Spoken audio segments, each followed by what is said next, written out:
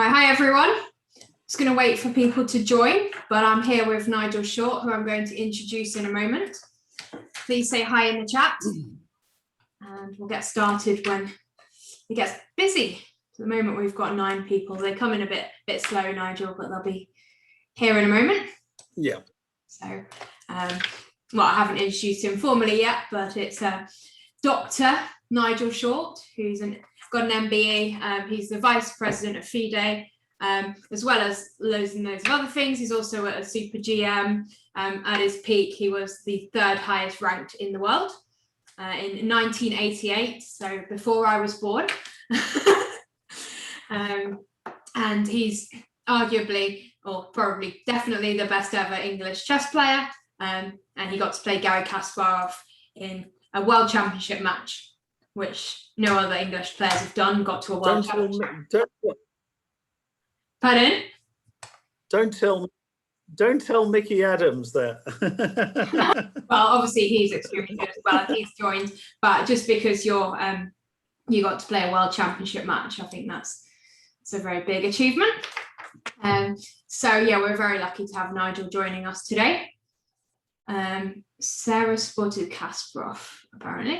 Nigel reminded me I was a Nigel Short chess scholar when I was at Millfield School. And I've known Nigel for many years. I played him in a simultaneous in London. What was that, like 10, 12 years ago, Nigel? It was good fun. I remember when it was, but you managed to draw. Yeah, I managed to draw. Yeah, I think it was an accelerated dragon. And yeah, I managed to draw against Nigel. Sarah supported Kasparov in the World Championship. What an insult! You did not. I think they're saying that because when I was really young, I was on a Blue Peter with Garry Kasparov when I was really young, like 7. It's a very embarrassing video. So yeah. I've been a fan of Kasparov, but I'm a big fan of Nigel as well. But in that match, I was not very old, so I don't think I followed it. So sorry, Nigel. Yeah, that's okay. Okay, it's the indiscretions of youth. That's. Okay, so let's get started then. We're very lucky to have Nigel with us today, and I'm going to share my screen just to introduce him with a few slides, and then we're going to have a look at some of his games against Kasparov. So you should be able to see my screen now. Let me know if it's not loaded yet. Here we are. Oh, wow. So that's a very young Nigel Short. You can say in the chat, is he the person on the left or the right? Do you recognise? Yeah, he's definitely on the right. He's got his big glasses there. Yeah. He's got a little bit more hair there and less grey hair than he has now. Sorry, Nigel. This is wisdom, Sarah.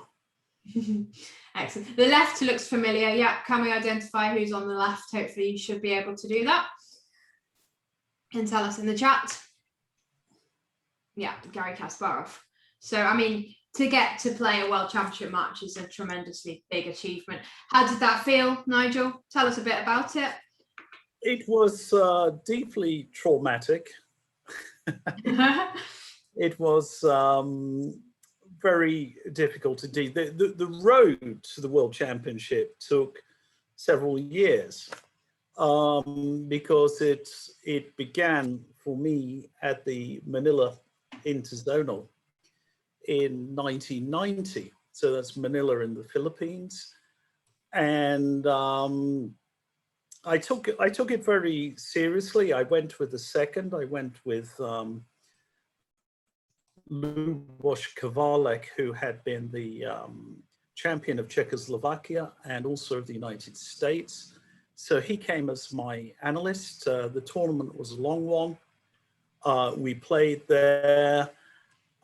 We survived a massive earthquake, by the way, 7.8 on the Richter scale, which killed thousands of people. Thankfully, the epicenter was elsewhere. It was in Baguio City. Well, not thankfully for the people who were living there. But strangely enough, the tournament had been moved from Baguio City to Manila about 2 or 3 weeks before the event. So we would have been there. And in fact, the hotel in which I was booked for the Manila Interzonal collapsed, killing everybody in it.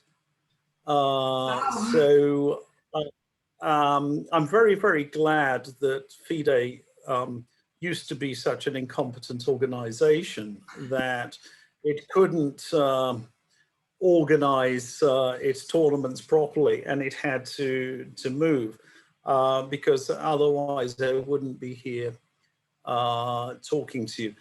I qualified at the last moment, winning in the last round against Mikhail Gurovic, who was a very strong player, number 5 in the world at that time. And then I went on and I had various matches against John Spielman, who, strangely enough, I had lunch with yesterday in the centre of London. And Boris Gelfand. Then I played Anatoly Karpov, and that was probably the highlight of my entire career, beating really one of the greatest players of all time. He was world champion for 10 years, and not only that, he was number 2 in the world for very many years. So you know, beating him, I consider my high spot. Then I played Timman in the final, at the final of the candidates tournament in Spain, in San Lorenzo de El Escorial, and that was a tough match. They were all tough matches, actually, all of those things. And then I got to play Garry, who, unfortunately, he was too strong for me.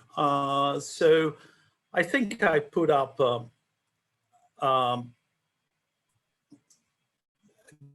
good fight, but I was unable to deal with the pressure really in the middle game, and that was something which I felt that I had a huge disadvantage in the opening, because Garry was known as the greatest opening specialist in the world, certainly at that time, and you know, arguably one of the best ever. And to a large degree, I managed to neutralize that in the match, but matches are decided not only in the opening phase, they're decided later on. And in particular, I didn't pay enough attention to other matters like the handling of the clock. Playing a World Championship final is something which is very, very stressful, takes a lot of energy. You know, you're just sort of burning up loads of energy. I was losing weight during the event. I was losing about 1 kilo a game during the event. So I actually need to play another World Championship right now, certainly. But did you have somebody telling you what to eat and stuff like Magnus does, or was that? Yeah, well, I didn't really take it as seriously all that, but I have realized this is in fact very, very important. People don't pay enough attention to these sort of things, and these are the things that can really give you an edge. When players are quite close, then eating the right foods it makes a big difference. You need stuff that gives you energy but doesn't send you to sleep. So how long did these matches last on average? Well, the one against Kasparov lasted 2 months. I mean, each like individual game, sorry. So we were playing 3 games a week. It was a very slow schedule. And we even had, did we have rest days? I guess you did. No, I'm not so sure we did. We were playing 3 games a week. It's very slow. I think my view is that people should play, even in the World Championship final, 5 games a week. The great Danish grandmaster Bent Larsen said that to me a very long time ago, probably before you were born, Sarah, when we were in Hastings. He said, 5 games a week, that's what it should be. And I tend to agree with that. Sounds good, because then you get into the swing of it and you don't lose the momentum, I suppose. And if you've lost a game or 2 games, then you have to wait another day and then have your next attempt. It can be quite stressful. Like in Olympiads, if we lose a game and then you have to wait, it's really quite annoying. Yeah, well, I think I mean, a World Championship is for the world, and there are people watching, and nowadays everybody's on the internet and so on. And when you have an exciting game, then you're waiting for the next game, and there shouldn't be these long pauses in between. And I think we lose out as a sport. Things have speeded up. I would prefer them to speed up a little bit more. People may say that I'm only saying that because I'm no longer competing at that level. There's something in that. But I think it's also, chess traditionally has not paid enough attention to spectators, and those things are, they have been changing, and they've been changing for the better. Looks like you want to show. I just thought these guys should know this position, but in my eyes, this is your most famous. I've never seen this position before in my life. So yeah, this is a game, and we've had it in the Academy course material. And the reason that I wanted to try and get you today was because we've got this month they've been looking at Kasparov. So I thought, well, who else than to invite the new Dr. Nigel Short, MBE and an amazing chess player. So I thought that it'd be fantastic. So again, just thank you for joining, because some people have joined a little bit later. We're going to have a look at some of your games against Kasparov, and found some very nice wins as well. But this game, well, I don't have many. I don't have many nice wins. I've beat him so few times, but rated 3rd strongest in the world in 1993 on the rating list. So I don't think that makes you. I'm sure you've got loads of games, but this was just so famous, and as you guys should have seen it before. And already William, Matthew, I think that's Charlie and Anna have got the right answer. So yeah, it's not against Kasparov this game, it's against Jan Timman, who you mentioned earlier. When was this match played, and how did you feel after this? This game was played at Tilburg in 1991. So a while ago, 30 years ago.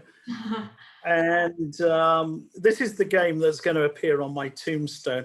I should point out I'm not planning to die anytime soon. I'm hoping to live a little bit more. That's cross fingers.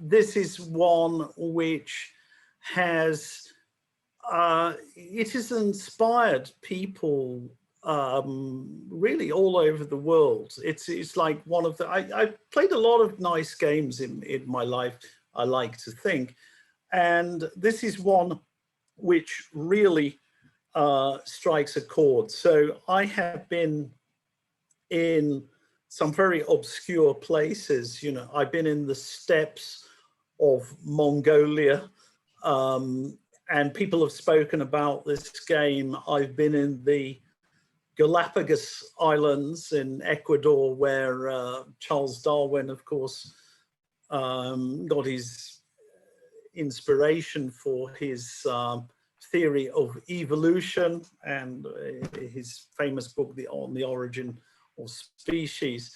And I've been there down on the beach with iguanas, and someone would say, "Oh, that's a brilliant game you played against Jan Simmons." So, I think that's a huge compliment. That it inspired a lot of people, and it continues to inspire new generations. So did you think of this idea prior to this position? Had this been planned in advance, or did you just suddenly get a light bulb moment here? No, how can I improve my position? I was actually in a lot of time trouble in this game. So I think I had about 2 minutes at this point. Ah, wow. And when I played King H2, I saw the idea immediately. I mean, people say it's like a very difficult idea. I saw it absolutely immediately. If we continue just a little bit, can we make, that was the move. That was the real blunder, I think, from a practical point of view. That's the move Rook C8. So if we just go back, can we go back one move? He had to play Bishop C8 from a practical point of view, putting the question to my rook.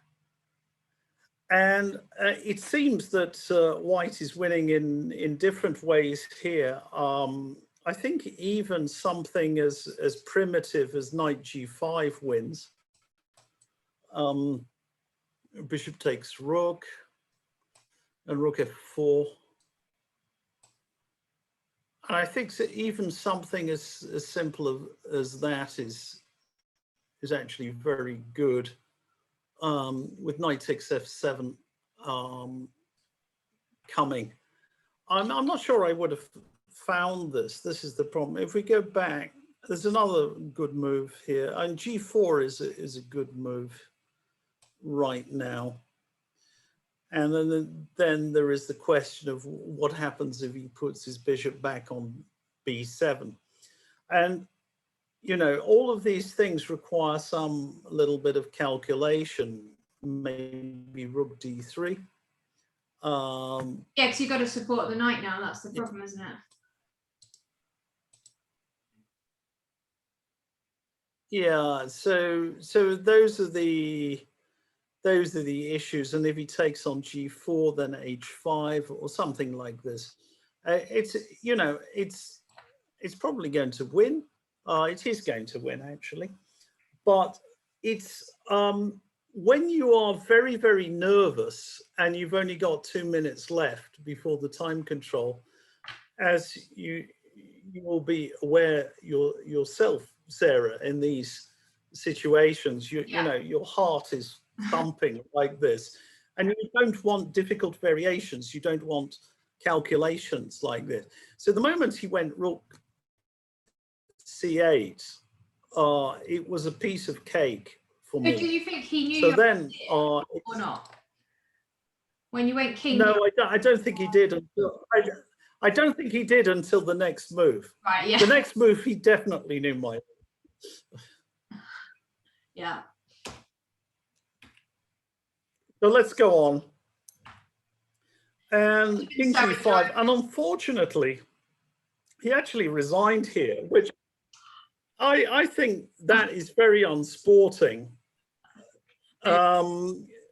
If he had any aesthetics at all, he would take on D7, and then King H6 would be the winning move. So you've got the variation there, and then Queen G7 is coming to mate. So I bring up the one extra piece. All these pieces are kind of tied up, and I bring up the extra piece, and at this point his position collapses. So yeah, it's a nice game.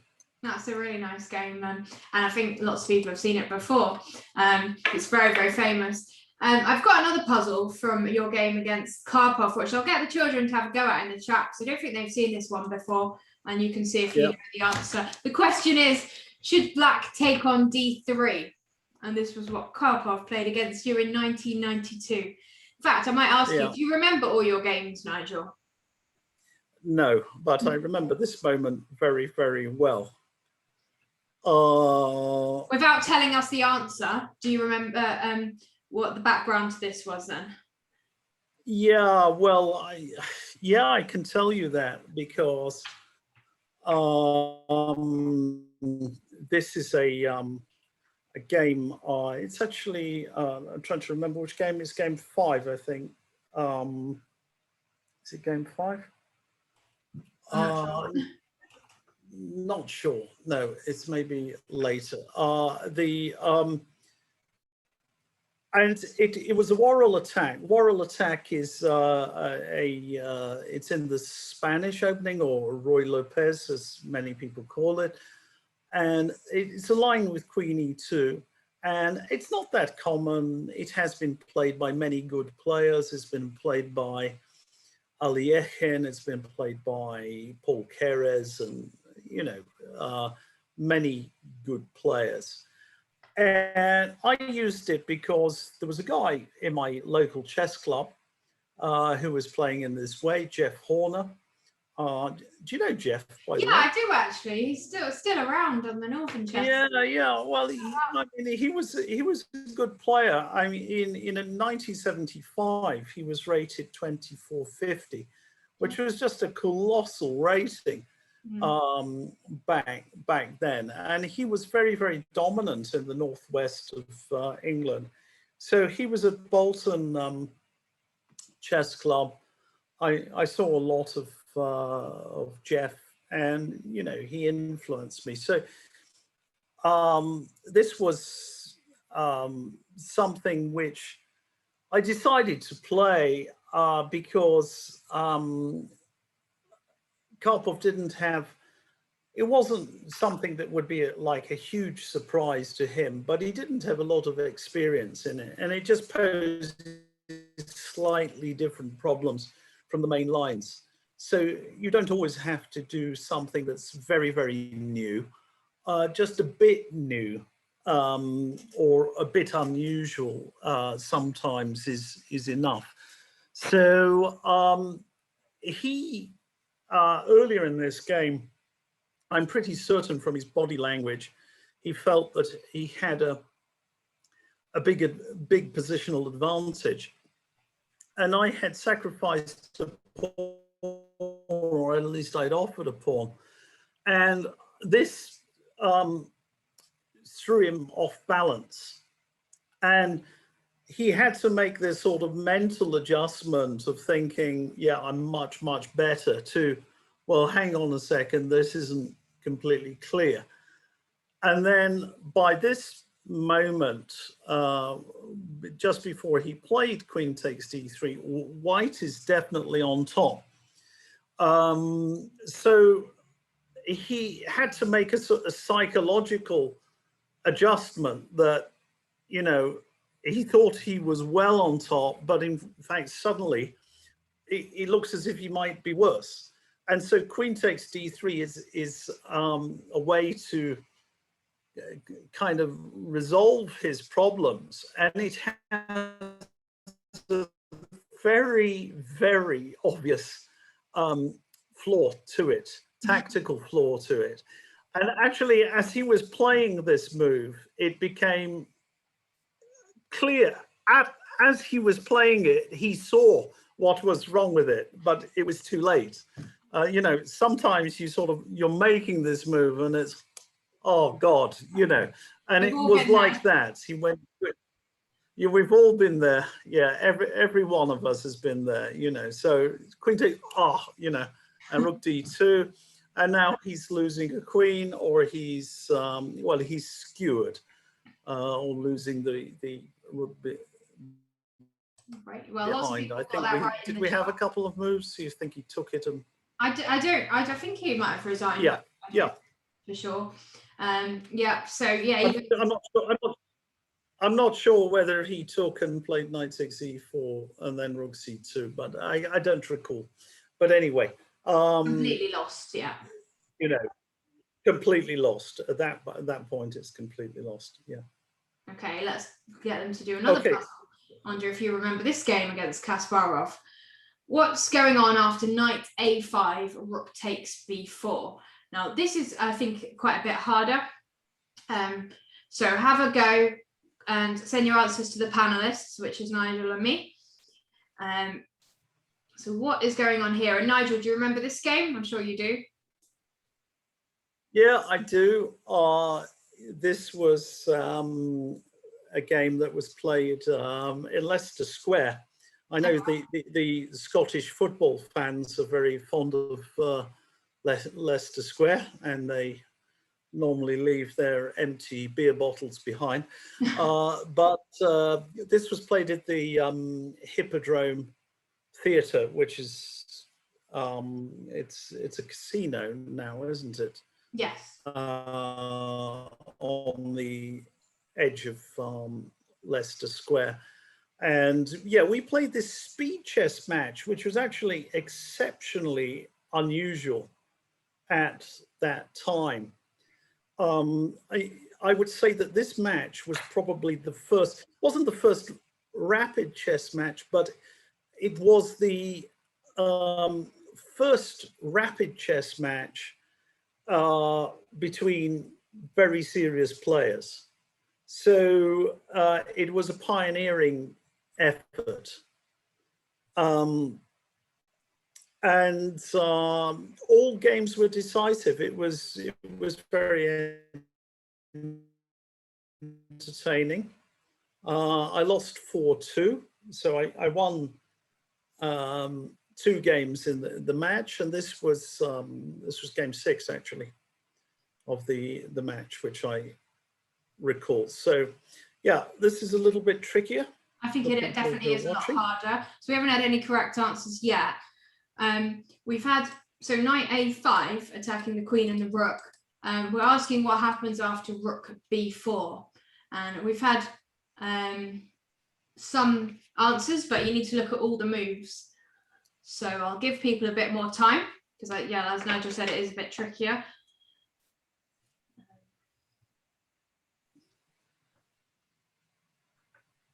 So this was a, did you say this was a blitz match? Rapid chess. Rapid, okay, yeah, rapid. Rapid, yeah. And Anna and Daniel have got this. So after takes, a lot of people have been saying after pawn takes, it's winning for black because of queen c2, king a1, and then queen takes d3. But, well, let Nigel explain. What were you thinking after rook takes?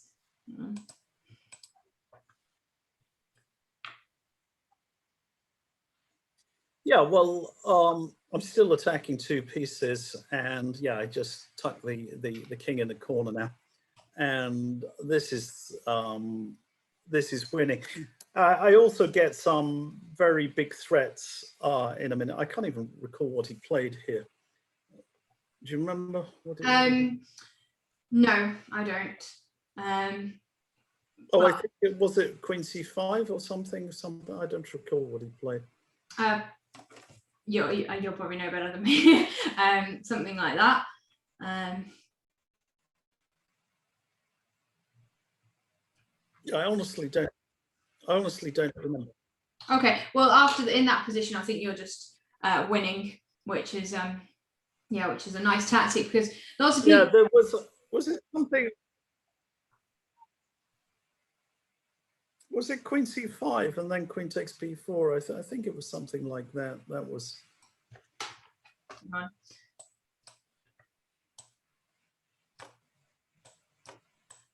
Yeah, takes, queen takes, and queen d2 or something like that. Yeah, because you've got to. Like, I don't recall. Yeah, and then if rook yeah, there were some tricky moves. Rook c2. Rook d8 is possible against this. Not rook d8. Not rook d8.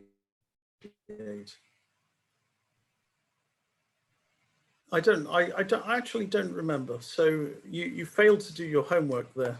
I was giving you a memory test. No, but I think the key thing to illustrate. No. I've had a very good lunch, and so I do recall I won in a few moves after this. Yeah, and it's why I wanted to show this was because a lot of people would just assume that you take the rook, but the fact that you just tuck the king away and then two pieces are on pre, I think that's a very nice concept. Yeah. Okay, great. Let's move on to another nice win against Nigel. So we've got a couple more puzzles. Sorry, against Kasparov, because you know. So do you remember this game? No, this wasn't the win. This was that was from the World Championship. Oh yeah, should we start with this one then? Because this was actually this one.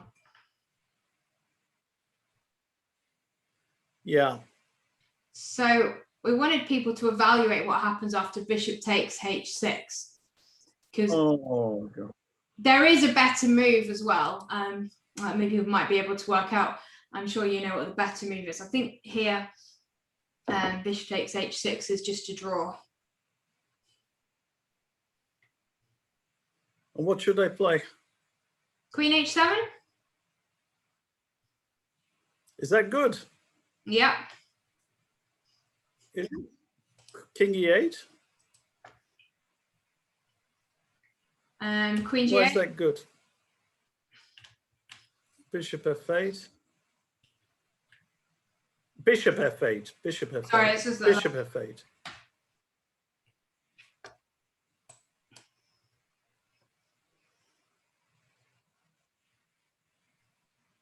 And then some bishop c5 or something. Is that good? I'm thinking. I'm thinking. That looks interesting. Bishop c5. Bishop. And then rook d3. Well, that's interesting. That was too much for me. I do recall about this game that there were a couple of players. You know, Tony Miles was in the commentary room, and he was like hugely disparaging about my chess, as he very often was, and so he basically was saying that, you know, I was completely lost here. But I had a couple of advocates.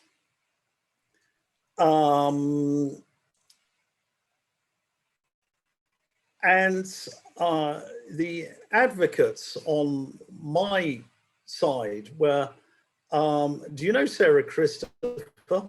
I've heard you guys all speak before your time. I don't know her, yeah.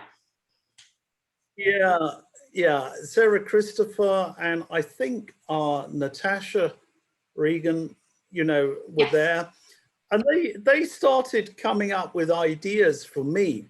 You know, Tony Miles was just slagging me off, and they came up with a lot of the ideas for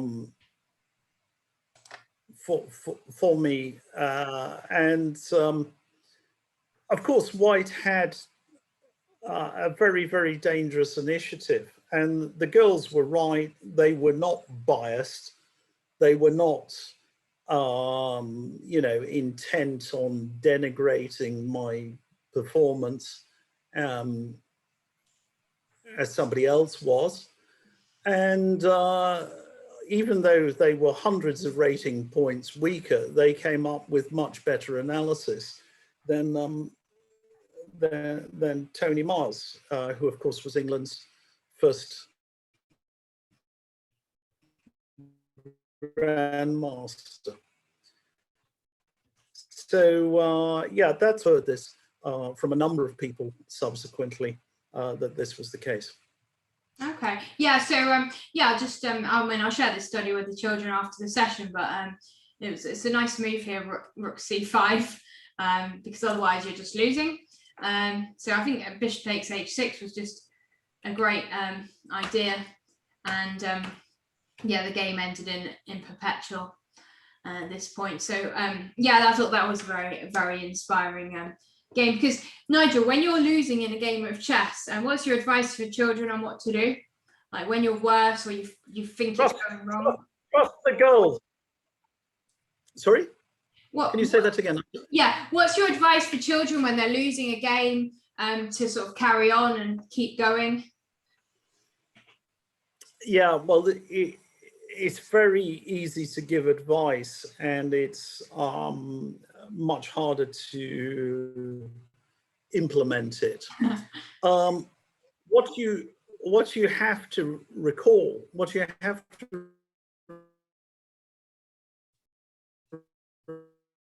remember is mistakes. So, you know, Magnus Carlsen actually doesn't make a lot of mistakes, which is why he's the world champion. But even he makes mistakes, part of the game. And it's very important to forget what has happened in the past. You put that out of the way because you cannot control what has happened in the past. You must concentrate on what is there in front of you and try to seize your best chance. So yeah, this was a really interesting game. It's another king walk. Yeah, I remember. Yeah, it was game 3 from the match in square. What it was, King F1. Yeah, that was wrong. Yeah, this was the king coming up, and this was very, very amusing, you know, with the king. He went here.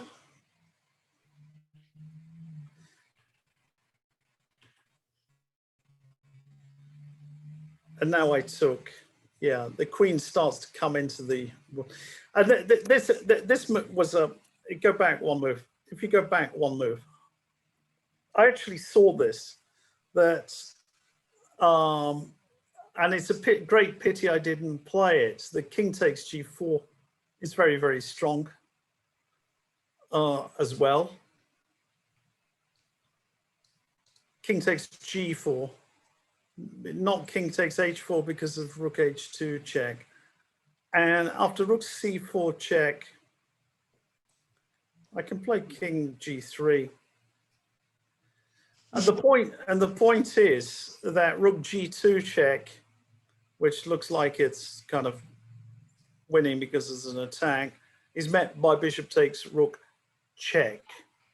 So that's, I had actually seen, I'd seen this during the game, but it was like, it's kind of too flashy. Yeah, it's about winning the game. I just wanted to win.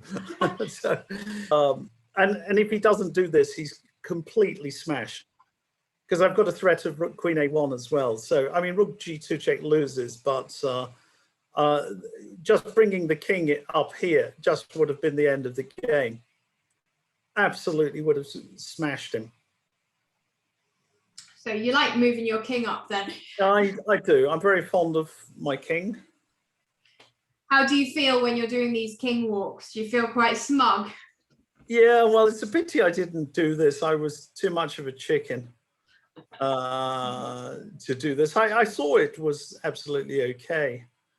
But, you know, I'd lost the first 2 games of this match, and you're always thinking, oh my God, did I miss a check somewhere? Am I just losing my queen? Blah, blah, blah. And I saw it. I saw I wasn't, but, you know, it's a kind of an anxiety. Yeah, I can imagine. Yeah, so yeah, we'll just go back to this one. Now this is, I'll take the moves off the board. A very, very nice move by black here. Nigel's black in this game. So what does black play?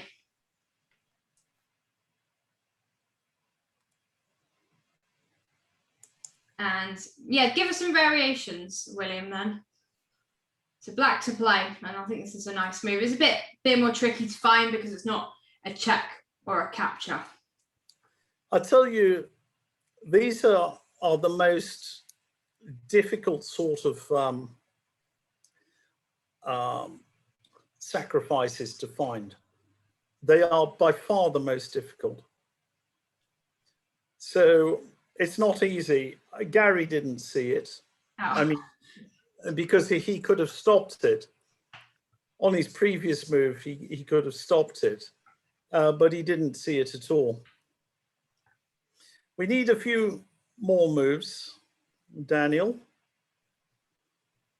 Yeah, well, let's do as much detail as you can. I'll be back in a second. Of course.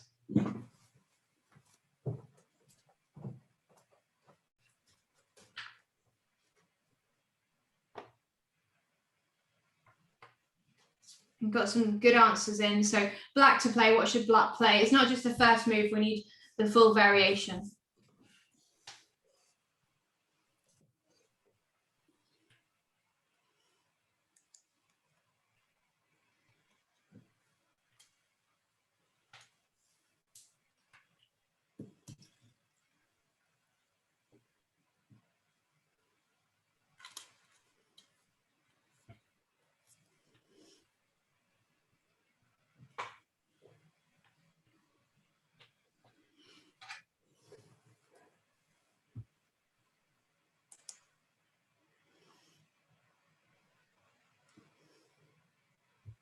Not many answers coming in. Don't be shy. Send it to the panelists and Nigel will tell you what he thinks of your move and your detail.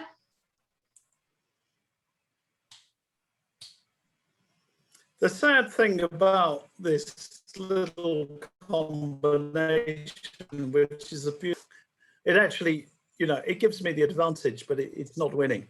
And sometimes it goes like that, you know.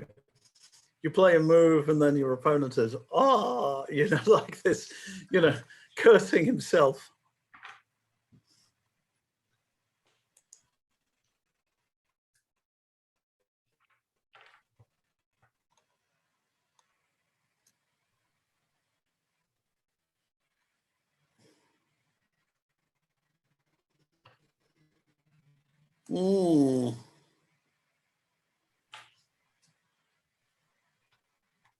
Oh, we've got one incorrect answers or incomplete.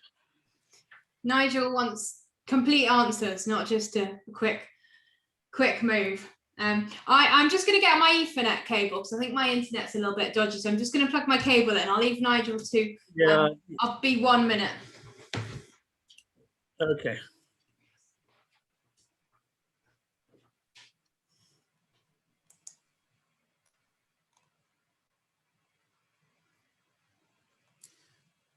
Okay. Well, I'm not in control of the screen. A number of people have come up with the correct answer, or at least the first move of the correct answer. But if you don't see the continuation, the move doesn't make any sense. And the move is bishop to f2. And why is this difficult to see? The most difficult sort of sacrifices are sacrifices on empty squares.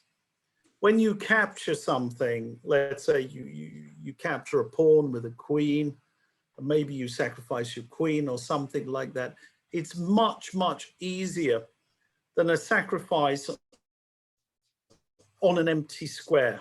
You just place a piece on an empty square. And this little combination is winning a pawn. And I'm sure Sarah will demonstrate the moves now. Yeah, sorry, I'm back. I unplugged my Ethernet cable because we're selling our house and it looked a bit ugly and I forgot to put it back in. So apologies for that. Yeah, because it was, the sound wasn't great, actually. Yeah, it's back to being perfect again. So bishop f2, fantastic move there. And as Nigel said, you're not It's not a forcing move, so it's very easy to miss. So king takes. Yeah, this is, you know, arguably the greatest player in history, and he missed this move. So it's well disguised. So go on, takes, and then this is the little point to it.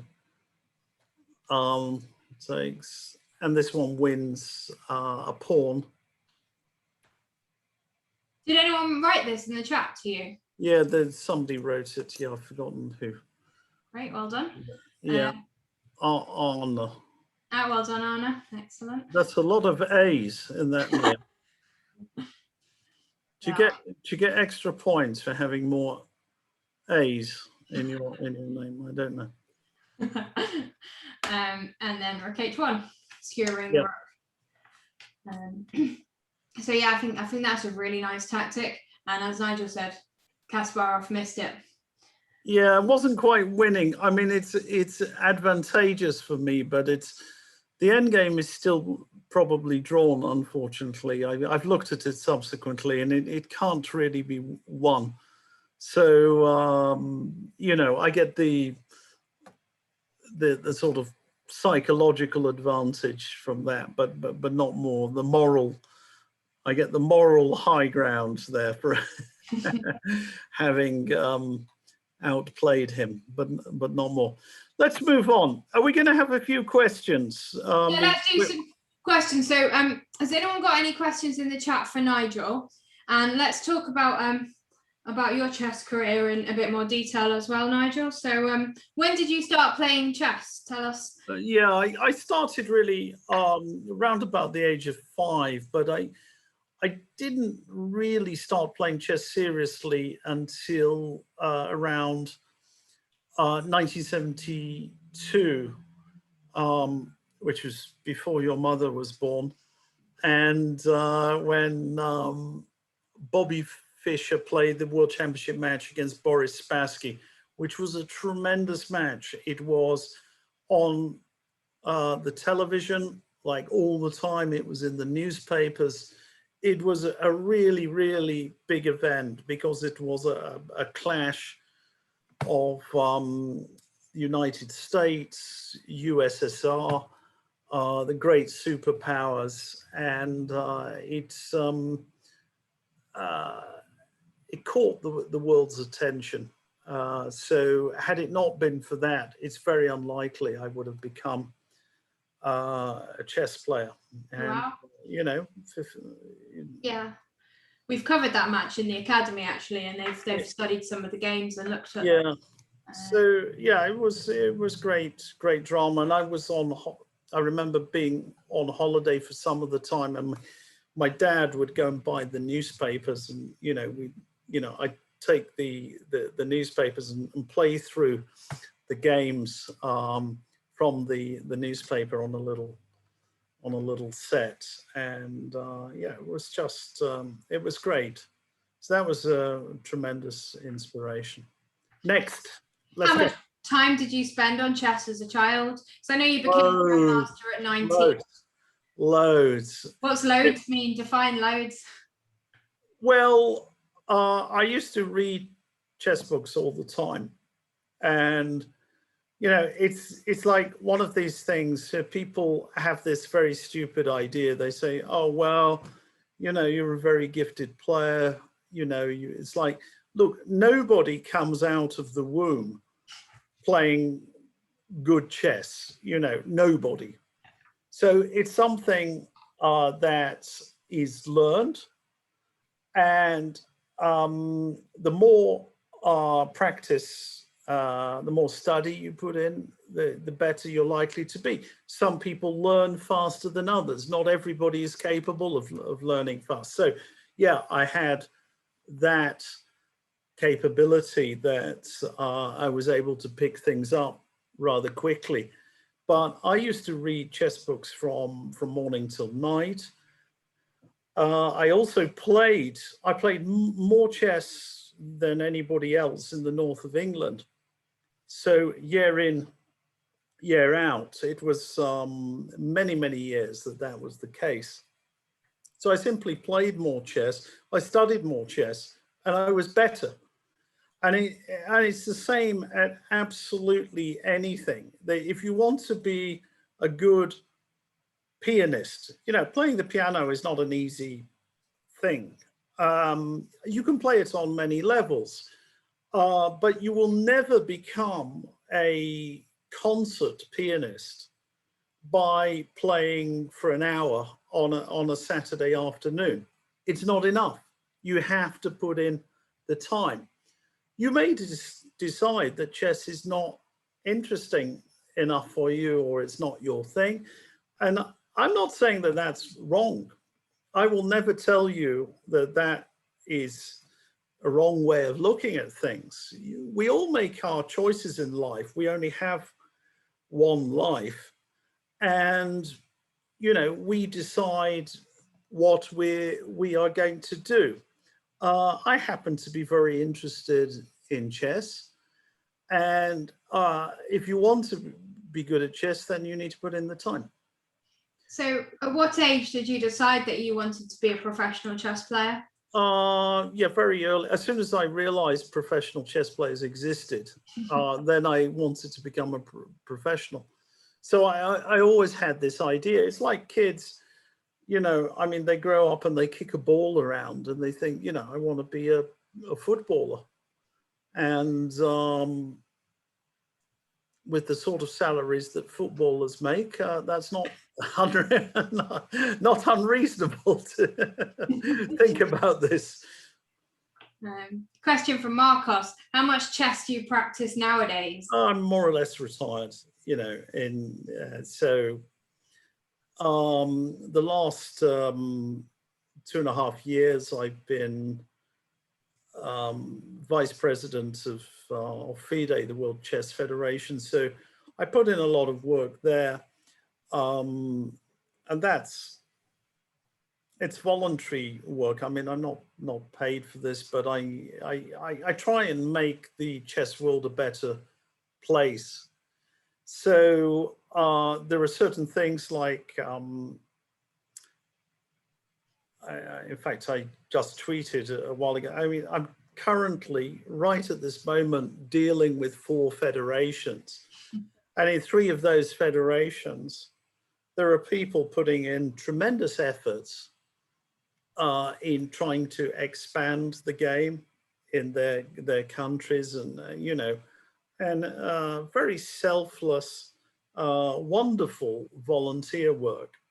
And in the 4th one, there is one guy who puts himself before his entire country, and it's a big country, and he's quite happy if chess goes to ruin in his country, if that's a consequence of him trying to derive a lot of benefits, he doesn't care. So, one category of people I admire and respect greatly, and another I wish they didn't exist, to be honest. So that's what I'm trying to do. I'm trying to make chess world a better place. Great, and I hear I've been hearing a lot about your new book. So can you tell us about your new chess book that you've been writing? Yeah. Well, it's taken me a very, very long time. But I've actually just written my first book, and I warmly encourage anyone who's watching this to get a copy. I don't have a copy myself at the moment, but you can order it online, and it's called Winning. That sounds good. I like Winning. Yeah. I'll be buying it, don't worry. Yeah, and it's published by Quality Chess, which is an excellent publisher, and it's literally out in the next few days. So I think it should be around on the 30th of June. Oh, great. Can you give us some insights then? So is it, so obviously the Quality Chess books, most of them are very, very high level. Is it really high level? Or look, this is a very interesting concept, because a number of people have asked me this. They say, you know, at what level is this book aimed at? I think the book is aimed at everybody. And I feel the same way about, you know, when I was studying chess as a kid, as a young kid, one of my early books was, for example, Bobby Fischer's 60 Memorable Games. Oh yes, we all love that book. And I'm sure you've read it, Sarah. It's, you know, it's one of those books. It's kind of a classic. And who is that aimed at? I read it, you know, when I was very young. I didn't get it until I was 9 years old. I started reading it. I enjoyed it then, and I enjoy it today. Well, I wasn't a grandmaster. You know, I wasn't a former world championship finalist when I was 9 years old. I read it, Yeah. You know, and I had a certain appreciation of that book at that time. And when you read it later on in your life, you look at it with different eyes. You have a different appreciation. So I hope that this is a book for everyone. So I warmly encourage people to get a hold of it. You know, ask your parents. Winning quality chess, just order it. You can order it online. You can order it from Quality Chess, some other places as well. Yeah. Just Google it. And yeah, that sounds good. I look forward to getting it. We've pretty much got every Quality Chess book there is. So yeah. So I've heard some comments already. The feedback has been generally very positive so far from what I've heard. So okay, well, we don't have very long left, and there's a few questions. So how many chess medals do you have from Zoe? How many? Oh God, I've got a lot of trophies. I don't know.